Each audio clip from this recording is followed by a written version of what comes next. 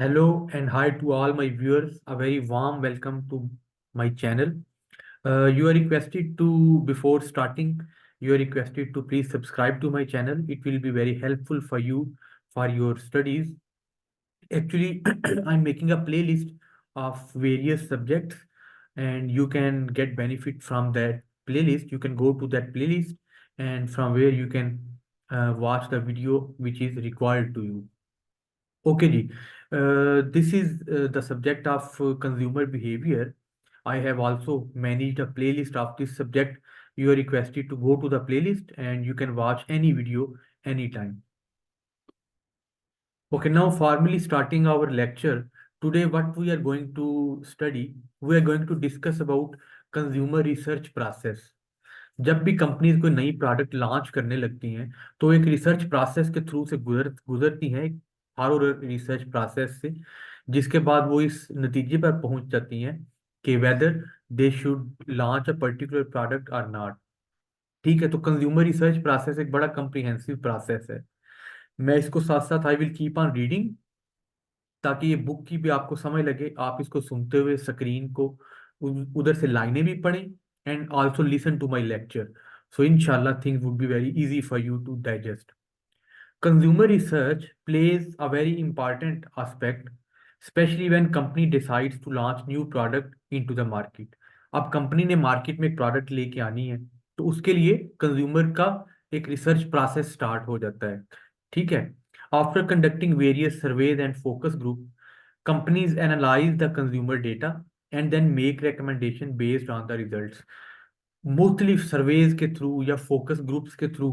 Focus group क्या है? Basically एक ग्रुप ऑफ लोग बैठते हैं मिलके और वो कंज्यूमर का डाटा डिस्कवर करते हैं, एक्सप्लोर करते हैं। जब कंज्यूमर का डाटा मिल जाता है तो उसकी बेस के ऊपर ये चीज देखी जाती है कि कंपनी ने प्रोडक्ट लॉन्च करनी है या नहीं। ठीक है, सो ये किस पे बेस होता है? कंज्यूमर के डाटा के ऊपर। अब ये देखते हैं कि जैसे फर्ज करें कंज्यूमर का डाटा इकट्ठा कर लिया, पता लग गया कि इस एरिया में या इस लोकेलिटी में 15 से 25 साल के लोग ज्यादा रहते हैं, यूथ, यंग जनरेशन ज्यादा रहती है।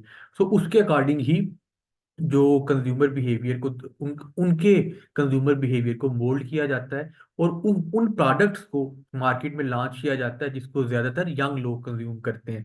जैसे फॉर एग्जांपल कोल्ड ड्रिंक है, स्टिंग है।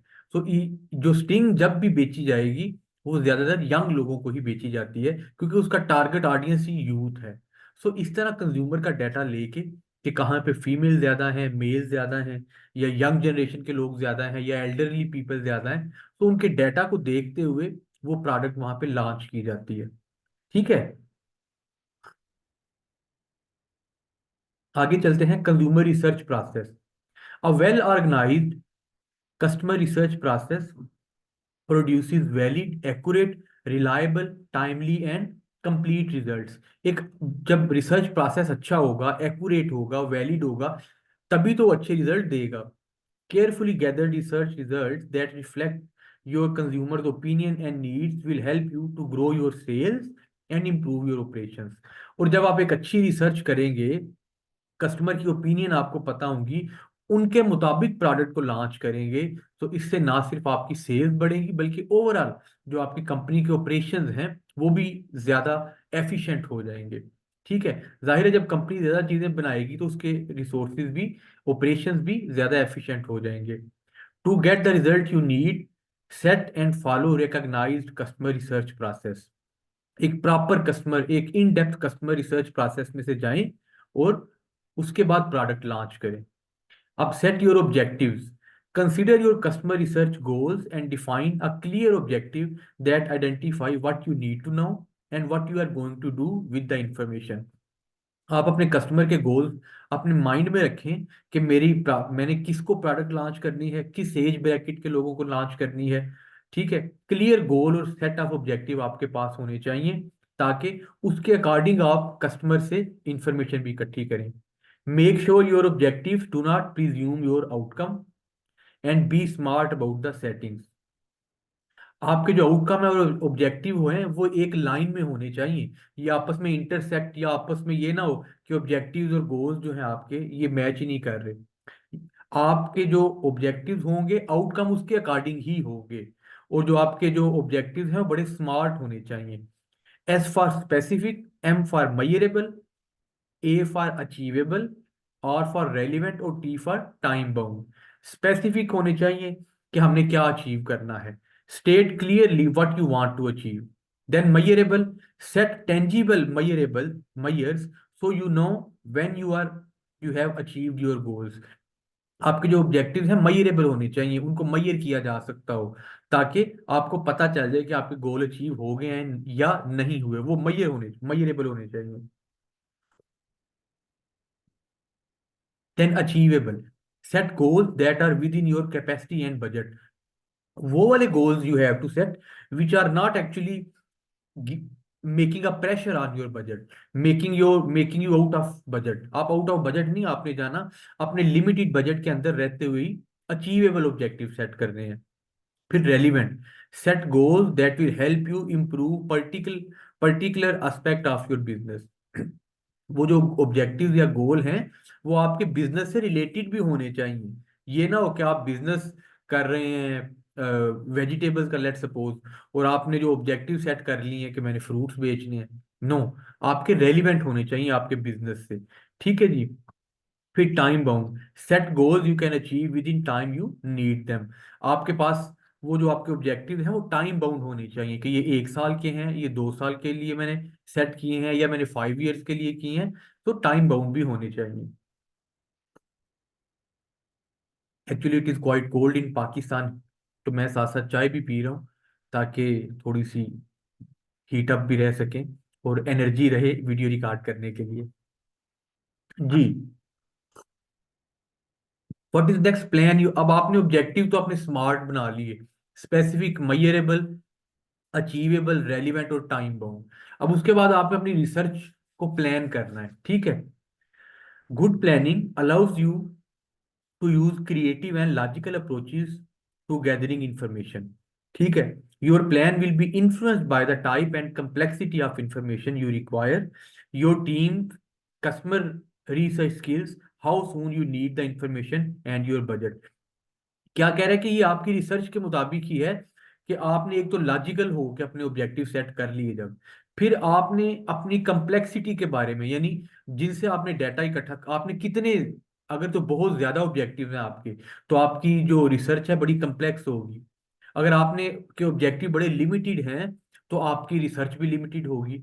सो जो इंफॉर्मेशन आपने रिक्वायर करनी है, जिस जिस तरह की और जहां जहां से इंफॉर्मेशन एक्वायर करनी है, उसके अकॉर्डिंग आप अपनी रिसर्च को प्लान करने लग जाएं और अपने बजट को भी सामने रखें कि आपको कितनी जल्दी इंफॉर्मेशन चाहिए और कितना बजट आप इसको एलोकेट कर सकते हैं। Identify your list of questions and decide on the research methods that will best achieve your objective. आप अपने क्वेश्चंस को लिस्ट डाउन कर लें कि ये मेरे क्वेश्चंस हैं जिनके मैंने आंसर्स लेने हैं, ताकि मैं कोई प्रोडक्ट लॉन्च कर सकूं। और फिर किस रिसर्च मेथड के through, for example simple random, आप एक्सप्लोरेटरी रिसर्च करेंगे, या आप एक्सप्लेनेटरी रिसर्च करेंगे, या आप बेसिक रिसर्च सिंपल करेंगे, अप्लाइड रिसर्च करेंगे, कौन सा रिसर्च का मेथड आपने लगाना है। Detail your research approach and give some initial thought to how you will collect and analyse your data. आप एक रिसर्च की अप्रोच अपनी सिलेक्ट कर लें कि ये मेरी रिसर्च अप्रोच होगी, और फिर आप अपने अकॉर्डिंगली डाटा को इकट्ठा करेंगे और एनालाइज करेंगे। ये स्टेप्स भी आगे आते जाएंगे साथ साथ।